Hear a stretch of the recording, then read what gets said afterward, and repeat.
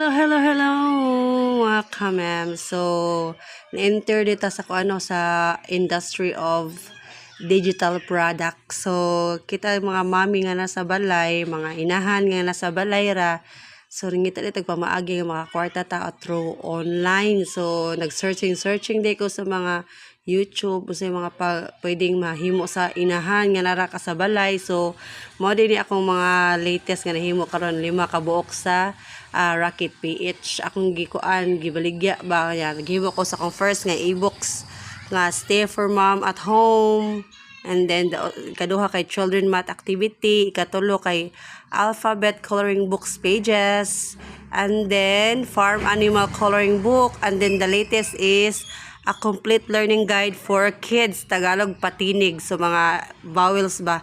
So fortunately nanakoy Osaka one sold sa kaning complete kani siya, napit kani siya latest nako kay exclusive man ni gihangyo sa akong Madam Kat. So si Madam Kat de I thank you ni Madam Kat, siya first buyer nako sa ako ang digital product nga gihimo. So thank you for your trust, Madam. So salamat taon nga nakoy kanang usa ka buyer. So maghimo og more para more sa atong makuha ni pohon-pohon.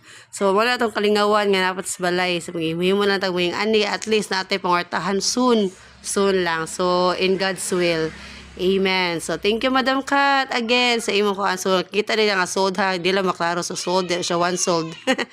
So malipay lang ta, at least naka-experience ta nga na ini trust sa ato ang work. So more to, bye.